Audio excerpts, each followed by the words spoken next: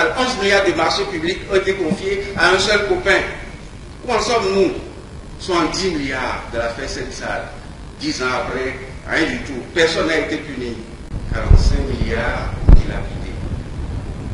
45 milliards, ça représente environ 8% des ressources propres du budget de l'État de l'époque. Dilapidés.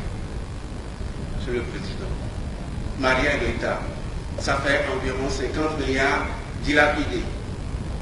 Affaire ICC Service, affaire Sensal. Parlons par exemple de l'affaire Sensal, Monsieur le Président.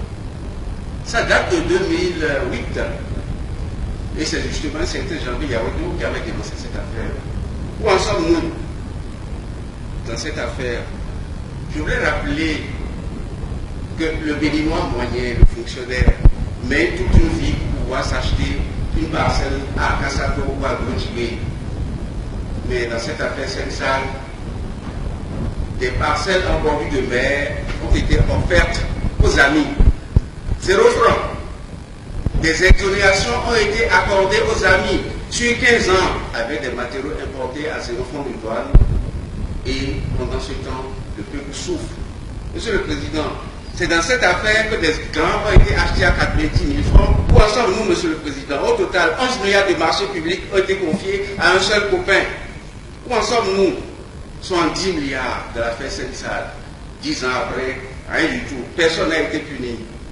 Monsieur le Président, j'invite le gouvernement Talon à prendre les taureaux par les cornes et punir sévèrement les auteurs de ce qui est en train de se passer dans l'affaire du scandale, celle de l'Assemblée nationale.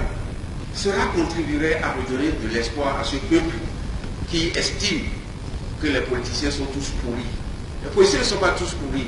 Il suffit juste de donner l'exemple. Et en le disant dans la logique traditionnelle, celle de sanctionner toutes celles et tous ceux qui sont impliqués dans cette affaire, qu'ils soient fils d'un ancien de la présidente de la République, épouse d'ancien président de la République ou président de la République lui-même. Il faudrait que tous les responsables soient châtiés. Et pour finir, je voudrais proposer qu'on baptise ce chantier le musée de la corruption.